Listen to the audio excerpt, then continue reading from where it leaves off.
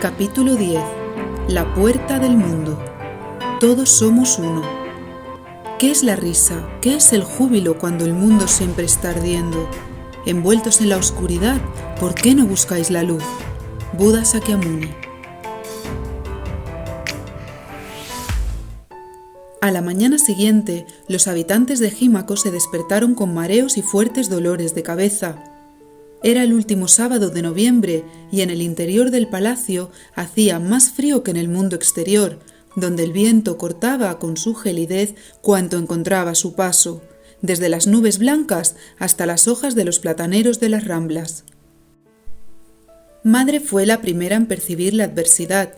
«Maestros, despertad, este frío es el mismo que hizo el día que raptaron al gran padre y casi roban al espejo de la verdad», Tierra acabó la frase. «Espejo está en peligro», dedujo Madre. «Él es quien mantiene la temperatura de Jímaco. Sin la energía de la verdad no podremos permanecer juntos en esta dimensión del espíritu. ¡Corramos!». Dicho esto, y a pesar del persistente mareo, desplegaron sus alas y se dirigieron volando a la sala de ceremonias, donde se encontraron con Guardián, que palpaba las paredes como si quisiera encontrar alguna entrada secreta. A sus pies había cientos de pedazos de cristal. «Espejo no ha muerto, estoy seguro de que sigue vivo y está camuflado entre las paredes», afirmó rotundo mientras seguía buscando. «¿Y todos esos trozos en el suelo?».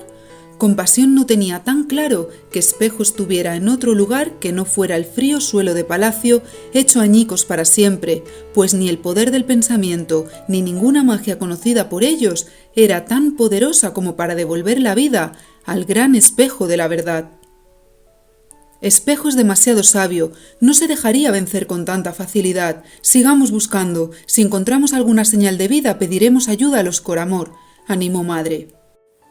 Antes de que pudieran iniciar su tarea de rescate, los niños de Jímaco y los educadores llegaron a la estancia cristalina con sus camisones de colores. «¿Qué está sucediendo, Madre?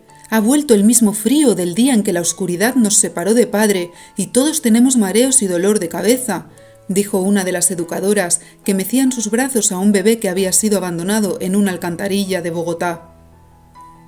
«Por ahora lo mejor será que volváis a las habitaciones. Podéis realizar una sanación colectiva para equilibrar el bajo estado de salud generalizado, pues todos padecemos los mismos dolores. En cuanto podamos os explicaremos lo que sabemos», concluyó Madre. Mientras todos, salvo los 8, regresaban a sus habitaciones, Alma se acercó a ella y le habló en susurros para no alarmar todavía más a los habitantes de Jímaco. «Madre, los cofres del despertar han desaparecido».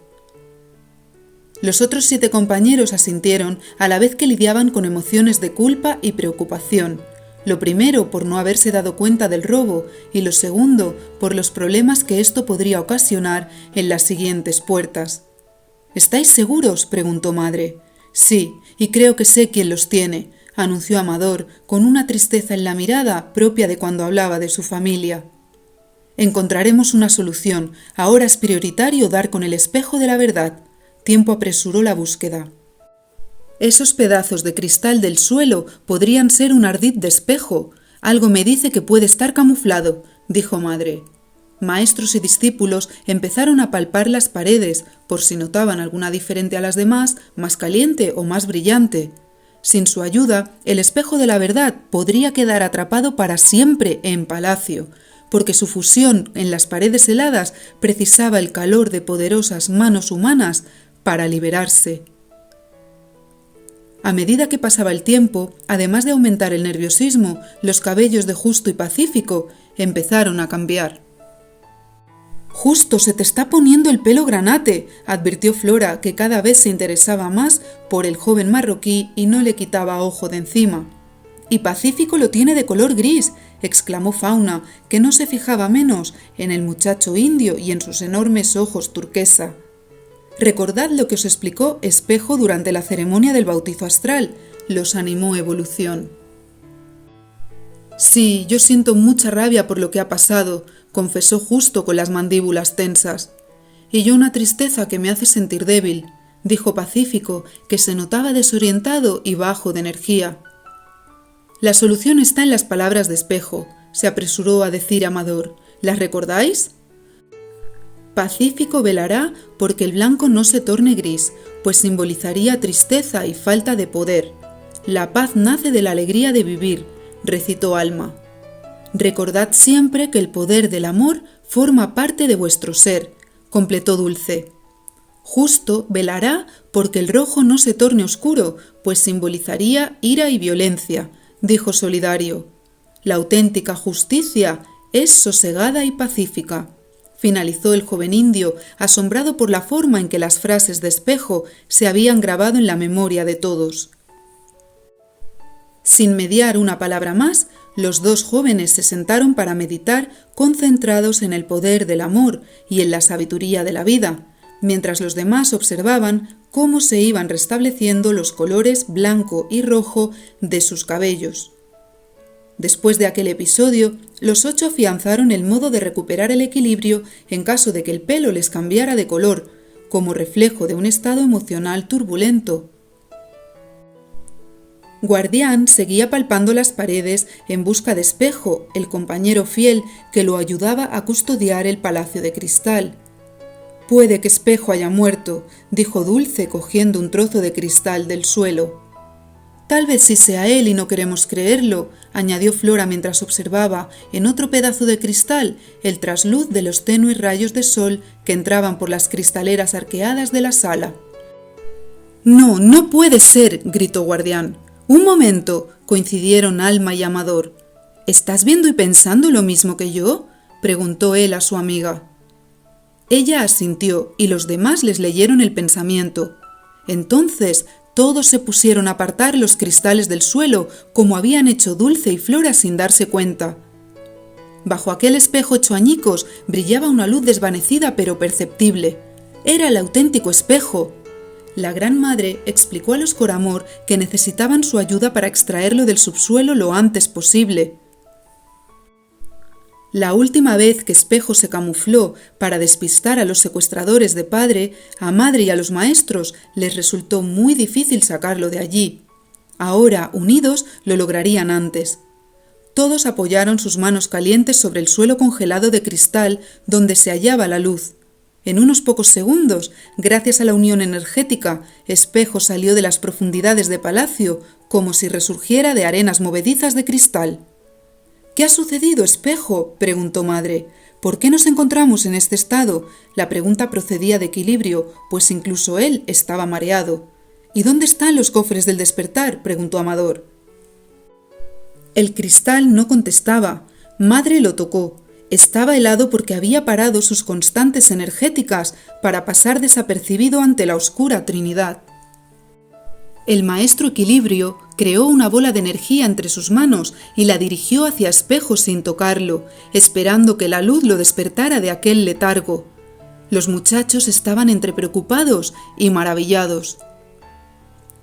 Unos minutos después, el espejo de la verdad volvió a emitir su acostumbrado brillo como un pálido convaleciente que recupera la salud y el rostro sonrosado.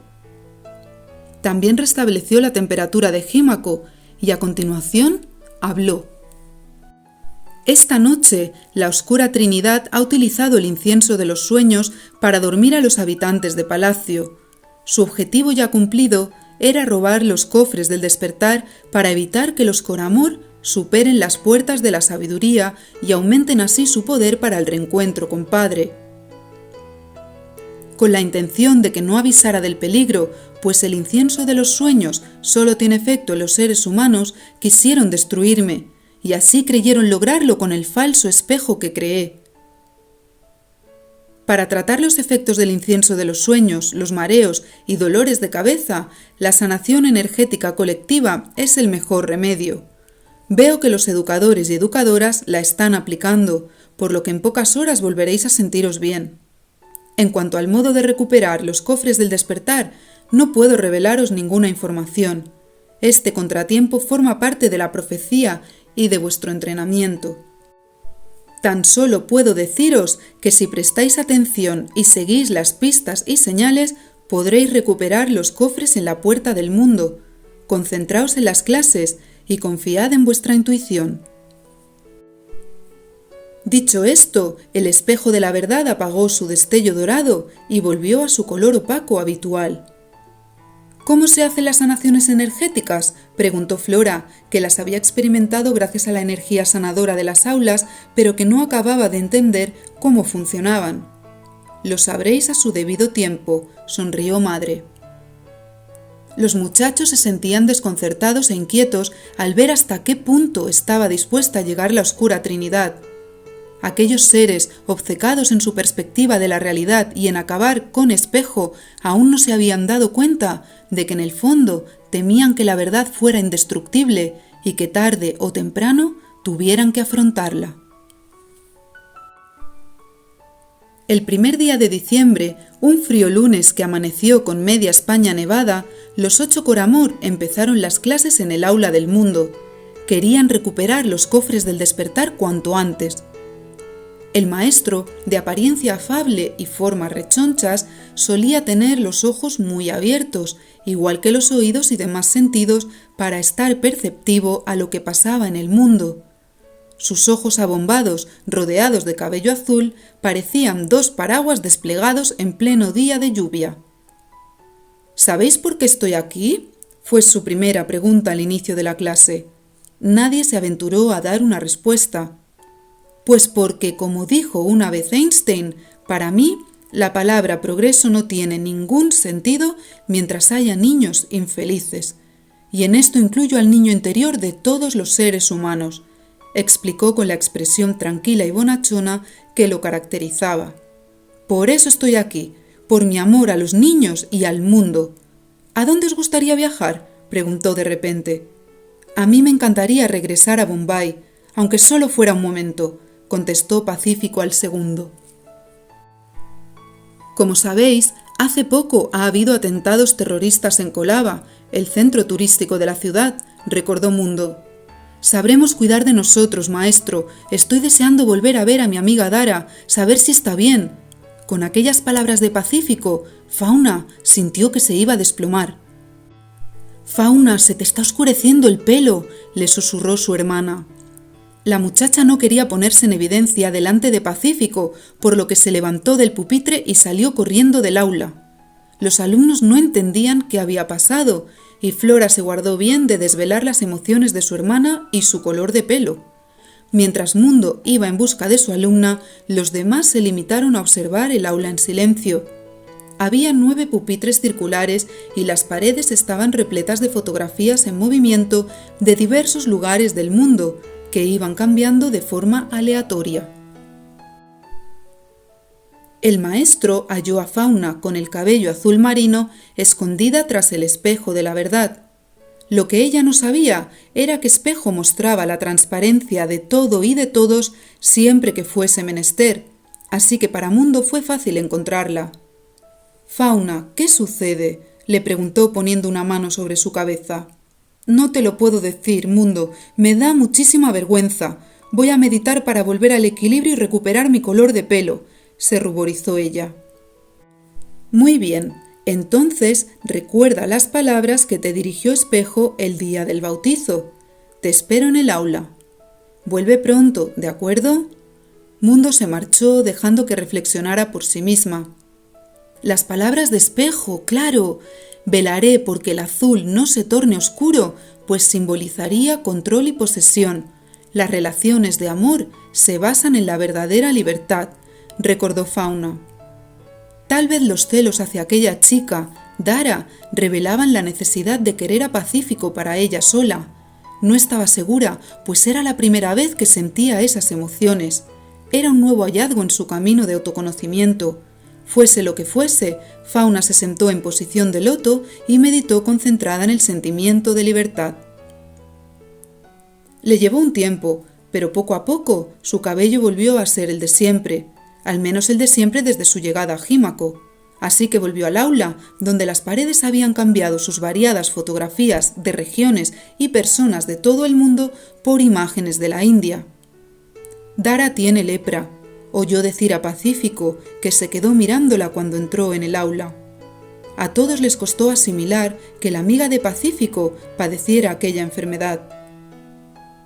En la India viven, o mejor dicho, Sobreviven casi el 70% de las personas con lepra de todo el mundo, explicó el maestro. ¿Qué podemos hacer por alguien que tiene lepra?, preguntó Alma. Es una buena pregunta. Cuestionarnos qué podemos ofrecer es signo de unidad con los demás. Mundo, como de costumbre, dejaba que las clases se desarrollaran por sí solas, abriendo las puertas y ventanas del saber a las preguntas de los discípulos. A veces basta una simple mirada, contestó Pacífico. ¿Una mirada? Amador no sabía que por lo general en la India quienes tenían lepra no eran vistos como personas con una enfermedad curable, sino como escoria repudiada por la mayoría de la sociedad. Sí, una mirada puede devolverle el sentimiento de ser persona, explicó Pacífico. Maestro Mundo, ¿podemos ir a visitar a Dara?, preguntó Fauna, retándose a sí misma para poner a prueba el poder de su amor. ¿Y qué pasa con los cofres del despertar? ¿Habéis olvidado que esta es la única zona donde podéis recuperarlos?, preguntó Mundo.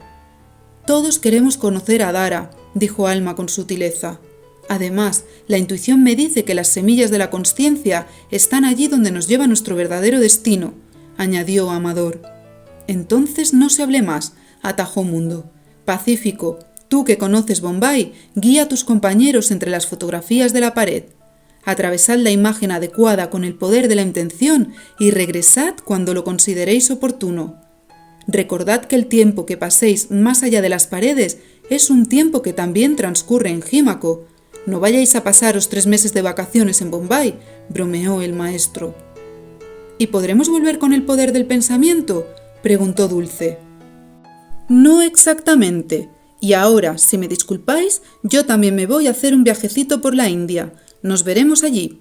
Antes de acabar la frase, Mundo había desaparecido entre las neblinosas imágenes de Agra y su joya de la corona, el Taj Mahal, una maravilla del mundo, monumento al amor eterno.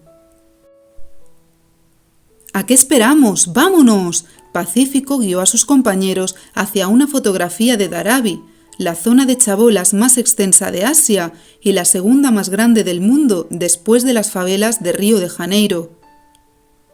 Se concentraron y en breves instantes atravesaron las paredes para realizar el viaje más veloz que habían hecho en sus vidas. Una ráfaga de viento huracanado los transportó a través de un túnel donde los países del trayecto pasaron raudos ante sus ojos, desde Europa hasta Asia. Una vez en Bombay, cayeron en picado contra un suelo plagado de desechos, restos de ratas muertas, excrementos de vaca y orina incluso humana. Había gente durmiendo fuera de las 60.000 chabolas que ocupaban el barrio, pues dentro de aquellos minúsculos habitáculos no cabía ni la mitad de la familia. Al fin conocieron Dharavi, un suburbio de casetas de cartón y hojalata, lleno de basura y harapos tendidos por doquier. A los 2 lados de las vías principales discurrían al descubierto los canales donde iban a parar los residuos de las letrinas. Las gentes de Dharavi se extrañaron al ver a aquellos jóvenes con colores de pelo tan estrafalarios, pero como se comunicaron en hindi con amabilidad y respeto, no tardaron en ser acogidos y conducidos hasta la leprosería donde se encontraba Dara. Al ver a Pacífico, ella no pudo reprimir las lágrimas en sus ojos. «¡Dara, Dara!», gritaba él emocionado. Los muchachos la miraron con ojos puros y vieron en ella a una joven fuerte y valerosa. Alma sintió el impulso de acercarse para darle la mano y Dara se apartó por miedo a provocar rechazo. Todavía tenía manchas por toda la piel y bultos carnosos en la cara, pues no hacía mucho que había empezado un tratamiento médico. La rubia Coramor no se dio por vencida y volvió a aproximarse a Dara. Se miraron a los ojos y Alma la abrazó con suavidad. Dara rompió a llorar. Una desconocida la estaba abrazando. Sí, los milagros existen, supo entre lágrimas.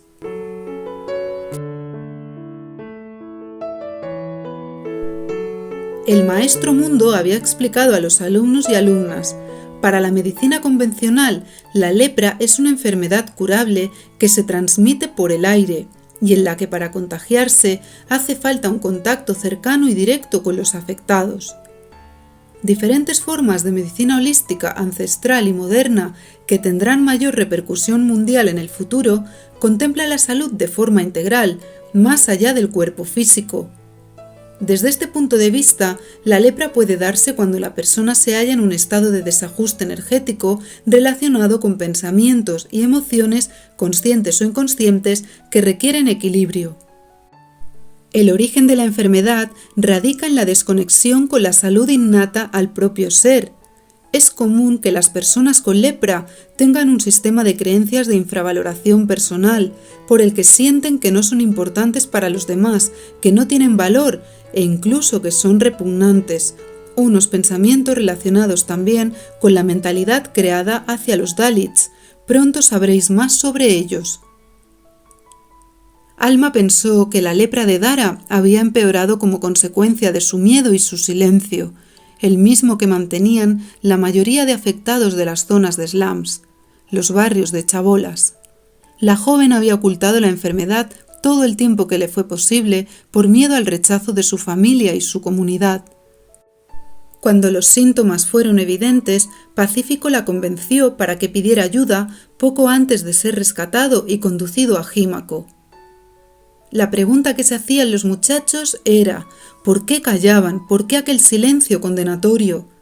Tan solo porque la ignorancia establecía que la lepra era obra del diablo, un castigo demoníaco para quienes merecían ser excluidos socialmente y repudiados para siempre. Ese estigma secular era el mayor obstáculo para la cura de la lepra. Estas creencias son el principal motivo de que miles de personas no sanen a tiempo, había seguido informando el maestro, y de que existan unos 3 millones de personas discapacitadas como consecuencia de la lepra, según las informaciones que nos transmite Espejo de forma periódica. Aunque muchas veces les resultaba doloroso, los jóvenes discípulos se sentían agradecidos por tener la oportunidad de conocer lo que ocurría en el planeta. Cada vez eran más conscientes de que el Palacio de Cristal era un templo sagrado para retornar a la verdad y renacer para crear un mundo de paz. Después de romper el hielo, los muchachos hablaron a Dara sobre lo que sabían de la creación emocional de la enfermedad. Ella recibió la información con la mente abierta y decidieron hacer un experimento. Dara meditaría concentrada en la transformación de sus creencias de infravaloración mediante el amor a sí misma, y ellos utilizarían el poder de la intención para reforzar la sanación de Dara. Cerraron los ojos a un tiempo. De forma intuitiva, pusieron las manos alrededor de Dara, pidieron ayuda al cielo y una energía caliente empezó a rodearla. De repente notó un cosquilleo y una fuerte presión por todo el cuerpo, sobre todo en la cara. Al cabo de 1 hora, que para ellos se convirtió en segundos, Dara tocó su rostro con lentitud y se echó a llorar de emoción. Así tuvo lugar el prodigio. Sobresaltados por los sollozos, los muchachos abrieron los ojos y quedaron deslumbrados al contemplar la belleza asiática que se escondía tras la enfermedad. Fauna, impactada, se tambaleaba entre la oscuridad de los celos ante la hermosura de Dara y la potente energía luminosa que seguía flotando en el ambiente. Al final, gracias a aquella energía, su estado anímico se serenó por sí solo y su cabello permaneció claro. Todos unidos habían sido canal puro para la manifestación de un milagro, otra evidencia de la poderosa magia de la vida. Cuando hubieron asumido la rápida curación, Dara propuso guiarlos para conocer los slums. Dharavi era una zona tranquila, aunque no del todo segura. Sin embargo, los Coramor querían conocerla y contaban con su poder del pensamiento en caso de peligro. Allí descubrieron una miseria tan extrema y extendida que no supieron cómo asimilarla en sus mentes inocentes. Dado que en el Palacio de Cristal tenían cuanto necesitaban, incluso con la mayor empatía, les resultaba difícil imaginar o recordar con totalidad lo que significaba carecer de medios dignos para vivir. Los muchachos siguieron caminando. A medida que se adentraban en la realidad de aquella ciudad superpoblada, fueron testigos de lo que el espejo de la verdad les había mostrado sobre la historia de Pacífico y la vida en India antes de la ceremonia del bautizo astral. El joven vivió momentos críticos. No esperaba que el viaje a Bombay lo afectara de aquel modo. Imaginaba a una vieja bruja con pelo de alambres que clavaba su escoba en un caldero de ardiente lava negra, removiendo y removiendo. El caldero era su estómago. Así se sentía él cuando recordaba su pasado. Por más que intentaba llevar la mente al presente, no dejaba de pensar que hubiera preferido morir en lugar de su hermana, y se maldecía por haber nacido varón.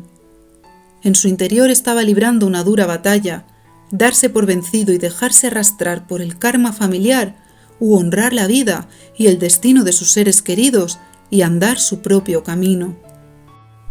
Fauna, que intuía lo que le sucedía, caminaba a su lado y ante su mirada pesarosa lo apoyaba con la suya. El panorama no ayudaba mucho a Pacífico.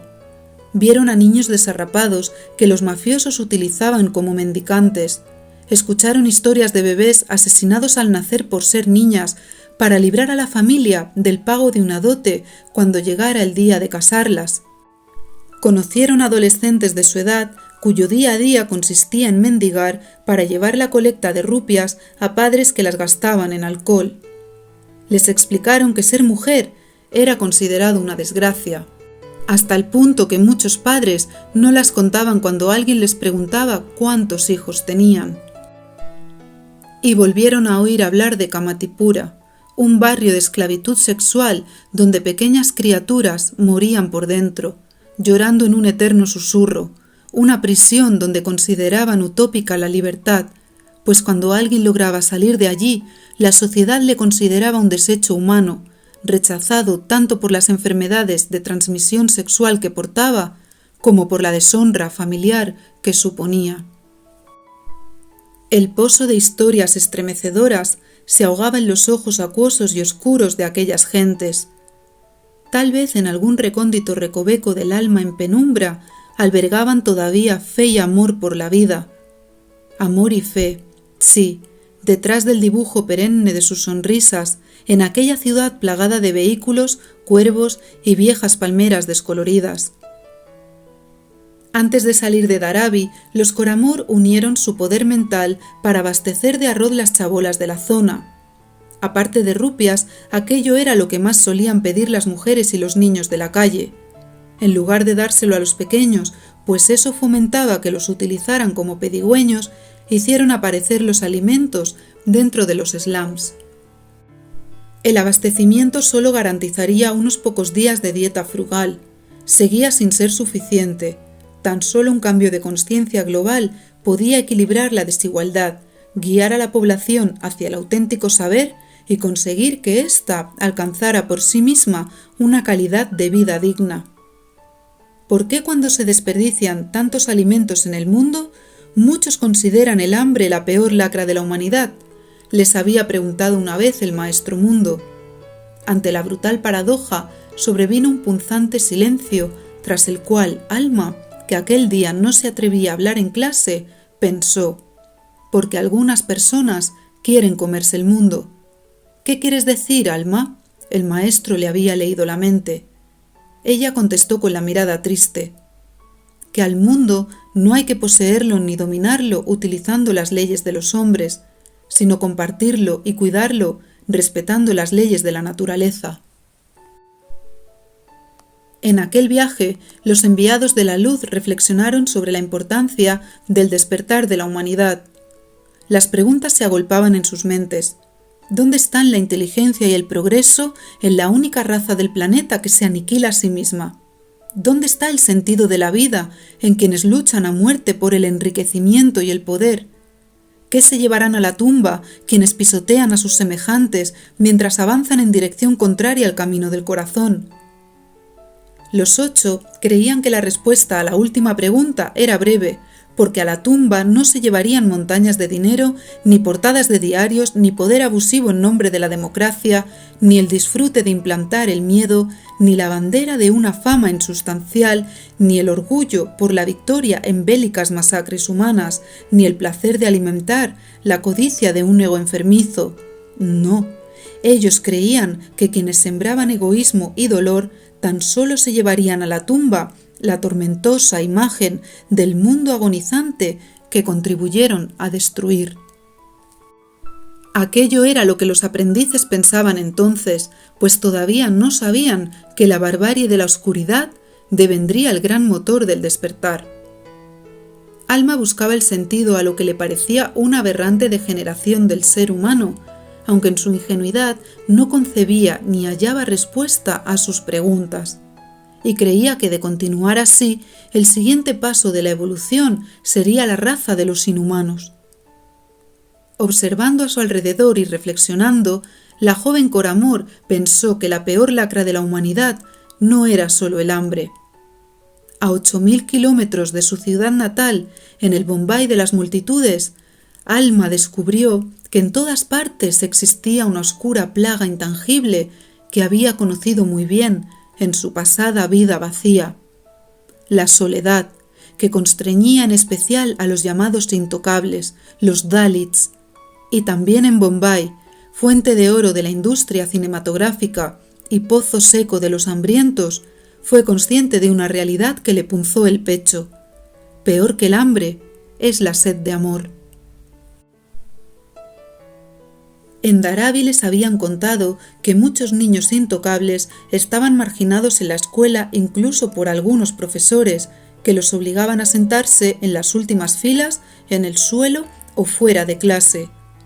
Los intocables no eran nadie y la discriminatoria exclusión social que padecían provocaba grandes tormentos interiores en la mayoría de ellos.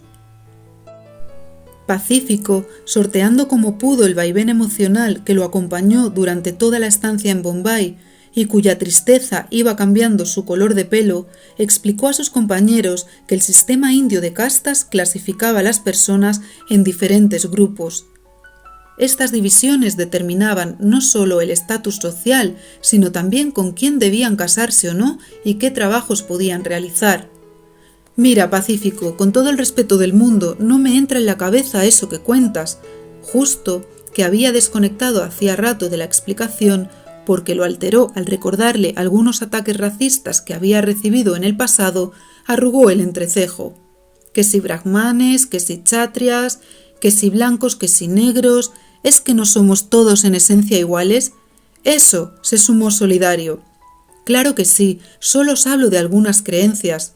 Ah, entonces sigue si quieres, aunque ya te advierto que esto no me interesa. Pero es necesario saberlo. ¿Cómo si no vamos a contribuir en la transformación de algo que desconocemos? Tienes razón. Pues bien, fuera de este sistema de castas están los Dalits, también llamados parias o intocables, los sin casta, que se encargan de trabajos considerados de baja categoría, como limpieza de letrinas. Las palabras de Pacífico hicieron recordar a Alma los últimos veranos limpiando pisos y escaleras con su madre, para que lo poco que ganaban se destinara a llenar la despensa de alcohol. Muchos hindúes consideran que los Dalits, como ni siquiera son dignos de proceder del cuerpo del dios Brahma, son impuros como el excremento, por lo que les prohíben hasta beber de sus mismas fuentes. Algunos de los compañeros no daban crédito a lo que escuchaban. Muchos Dalits, objeto del desprecio social que padecen, siguen deambulando entre los escombros con la cabeza gacha, creyendo que no merecen mirar a nadie a los ojos y con el cuerpo encorvado, convencidos de que su lugar está cerca del suelo, lejos del cielo, porque aún no saben que lo único que los separa de Dios es la desconexión de su esencia espiritual, la ignorancia de que todos somos uno. Los comprendo, dijo Alma con amargura en la mirada, y no es tan fácil, al menos para mí, recuperar el amor propio cuando me he sentido indigna toda la vida, pensó para sus adentros. La vivencia del más profundo desamor era un dolor recurrente que todavía se le clavaba como una lanza de hielo en el corazón. Alma. Amador quiso abrazarla y ella se apartó. Lo siento. Alma volvió a sentir que deseaba morir. Le dolía tanto. El recuerdo de gritos, golpes y velas encendidas volvió a inundar el vacío abismal que la atormentaba cada vez que se abría la herida. Cerró los ojos, como tantas veces en su vida, soñando evadirse del mundo para siempre. ¿Qué te pasa, Alma? Amador la había apartado del grupo sacando fuerzas de donde pudo, por amor a ella, pues el rechazo del abrazo le había activado su propio dolor. Por favor, no me preguntes. Él sintió impotencia al verla inaccesible y no poder ayudarla, como tantas noches cuando percibía que Alma lloraba hasta caer rendida. Todos callaron. El silencio se hizo tormenta. Entre 1001 pensamientos removidos, llegaron hasta Chowpatty Beach, una playa rodeada de edificios grises. Aunque todavía no había llegado la época más húmeda y calurosa, en la que parecía que uno caminase entre agua, sí circulaba un tráfico más denso que la polución que provocaba y hería los ojos, por lo que decidieron adentrarse en calles menos concurridas. Dara los condujo hasta Mani Bhavan, que había sido la casa de Gandhi entre 1917 y 1934, entonces convertida en un museo lleno de fotografías, objetos personales, cartas y representaciones sobre su vida. Allí los muchachos descubrieron estrellas de 8 puntas en los suelos. Para animarse un poco y celebrar aquella señal en el camino, se dirigieron a un restaurante del barrio turístico de Colaba, más conocido por los recientes atentados terroristas que por su elevada concurrencia extranjera. Allí pidieron un delicioso zumo de sandía, cuyo dulce sabor se les entremezcló con la amarga visión de varios disparos en las paredes. Dulce recordó los datos que les había dado Mundo. En los últimos 5 años han muerto más de 600 personas en la India como consecuencia del terrorismo. Como sabía que fijarse solo en las cifras podía alejarla del sentimiento humano, preguntó a uno de los camareros por el suceso. Pasamos mucho miedo. Yo estaba en la planta de arriba, explicó un joven alegre de mediana estatura. Los terroristas asesinaron a unos 15 clientes y a 2 camareros. Uno de ellos era mi mejor amigo. Lo sentimos mucho, expresaron con el rostro compungido. La vida es así, estas cosas pasan. Y con esta enseñanza de aceptación de lo inevitable, el camarero sonrió, se despidió y se perdió entre las mesas adornadas con rosas y el humo serpenteante del incienso. Antes de que anocheciera, Dara pidió a los muchachos que la acompañaran a visitar a su mejor amiga, Minu, una joven bondadosa que vivía en un orfanato llamado Karuna y a la que no había ido a ver desde la aparición de la lepra. En aquel orfanato los muchachos conocieron una realidad muy próxima a la que habían vivido sus hermanos de Jímaco. Todavía había mucho dolor en aquellos niños y niñas, pero las sempiternas sonrisas fueron la mejor muestra de una lección que los Coramor habían empezado a aprender en la puerta del tiempo: vivir inmersos en el poder del presente. Rodeados por decenas de vivarachas risas infantiles, arcos perlados de luz divina, los muchachos recordaron que para ser felices es conveniente atender a lo que la vida ofrece a cada instante. El trino de un pajarillo al amanecer, la sonrisa luminosa de un niño, el regalo de estar vivos. Al anochecer, los 8 se despidieron de Dara, de Minu y de todos los niños del orfanato Karuna. Para aliviar la nostalgia, enfocaron su mente en los próximos pasos a seguir. ¿Y ahora qué hacemos?, preguntó Justo. Pues volver a Jímaco, ¿no? Fauna levantó los hombros. Aún nos falta algo, advirtió Alma, que como Pacífico se encontraba mejor gracias a la visita a los niños de Karuna. ¿El qué? Dulce no sabía a qué se refería su amiga, pues no acostumbraban a leerse el pensamiento porque les resultaba aburrido saber a todas horas lo que pensaban los demás. Recordad los cofres del despertar. Amador había comprendido a Alma y también se sentía más animado al verla mejor. Espejo dijo que los encontraríamos en la puerta del mundo, dijo Dulce. Estamos cerca. La voz de Amador sonó misteriosa. Sí, creo que estamos en el camino de la sabiduría del mundo, añadió Alma. Puede que nuestra estancia en Dharavi, en la leprosería y en Karuna hayan sido la primera prueba de las 3 que hay en el camino. Como supieron después, Solidario iba bien encaminado en sus adivinaciones. Yo he logrado abrir un poco más mi corazón. He aprendido a comprender a Dara y a niños con enfermedades y problemas desconocidos para mí. Flora puso la mano sobre su pecho. Sí, lo hemos aprendido todos. Estoy seguro de que es la primera prueba del camino. Justo también estaba sensibilizado y además conmovido por tener el privilegio de compartir la senda del crecimiento espiritual con Flora. Entonces, ¿cuál es el siguiente paso?, preguntó Dulce. Superar la siguiente prueba del camino. Solidario aprovechó la respuesta para mirar con fuerza a Dulce, lo que provocó que ella se ruborizara. ¿Y a dónde nos dirigimos ahora?, preguntó Amador. Al Taj Mahal de Agra, contestó Alma, segura, con la esperanza de que aquel viaje le ayudara a estabilizar por completo su último tsunami emocional. ¿Al Taj Mahal?, preguntaron fascinados. ¿Recordáis las palabras del maestro Mundo?, les preguntó ella. Antes de atravesar las fotografías del Taj Mahal, dijo que nos veríamos en India. Es verdad, ¿y cómo iremos hasta allí si no podemos utilizar nuestras alas? Justo estaba deseando desplegar sus poderosas alas blancas para volar libre por el cielo asiático. Iremos en avión. Pacífico conocía las grandes distancias que había en aquellas tierras y sabía que volar era la única opción rápida. ¿Y dónde y cómo compramos los pasajes? Porque claro, no iremos a crear un avión privado con el poder del pensamiento, dijo Solidario. Sus compañeros rieron por la ocurrencia, imaginando el revuelo que causarían con un avión exclusivo para ellos. Un avión privado no, pero sí podemos crear rupias para pagar los billetes, dijo Amador. Ya sé cómo, ¿venís? Alma hablaba mientras se dirigía a un ciber y pagaba unas rupias que había materializado en sus manos para utilizar un ordenador. Después de comprar 8 billetes de vuelo por internet, crearon nuevos vestidos para alegrarse con cálidos colores y subieron por parejas en 4 rickshaws, evitando regateos y pagando lo que les pedían. Les encantaron aquellos ruidosos y pequeños vehículos del color de las avispas. Pronto tuvieron que cambiarlos por 2 taxis para ir al aeropuerto de Bombay, donde no dejaron de llamar la atención, aún más con su colorida indumentaria, por típica que fuera en India.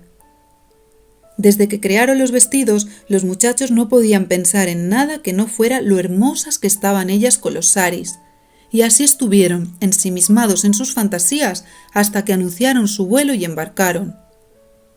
Tardaron 6 horas en llegar a su destino, 2 de Bombay a Delhi, 3 de escala y 1 hasta Agra, donde sus ropas se llenaron de minúsculos mosquitos. Enseguida tomaron 2 taxis más que los acercaron al lugar del río Yamuna, donde se refleja el Taj Mahal. Caminando hacia la orilla, se encontraron con un contemplativo y rechoncho indio al que solo podían ver de espaldas. «Majestuoso Taj Mahal, impresionante», gritó Justo. «Ya puede serlo. Unas 20.000 personas trabajaron durante más de 20 años para crearlo», contestó el orondo indio, dándose la vuelta. «¡Maestro Mundo!», gritaron los muchachos. «Con esa ropa nos has engañado», rió Dulce. «Sí, soy yo, chicos, os estaba esperando. Lo habéis hecho fenomenal. 2 pruebas del camino superadas». «¿2?», los alumnos estaban intrigados. «Sí, la primera, amar a vuestros semejantes, respetando sus destinos, una cualidad indispensable para ser un maestro en el Palacio de Cristal o un coramor del universo». «¿Y la segunda?», preguntó Flora con curiosidad. «Ser capaces de moveros por el mundo. Os habéis espabilado muy bien con el avión, los rickshaws y... Entonces, ¿cuál es la tercera prueba?». Justo estaba impaciente. «Creo que no nos dará la respuesta», susurró Alma. «En efecto, muchachos, ya os di una de las pistas de las que os habló Espejo, y gracias a ella habéis llegado hasta el Taj Mahal. Ahora os dejo para que prosigáis vuestro camino». En ese instante, Mundo desapareció entre los haces de luz dorada de un torbellino que se lo tragó para llevarlo de vuelta al Palacio de Cristal y dejó a los Coramor ante una nueva misión. ¿Saldrían victoriosos de ella? ¿Lograrían traspasar la puerta del mundo?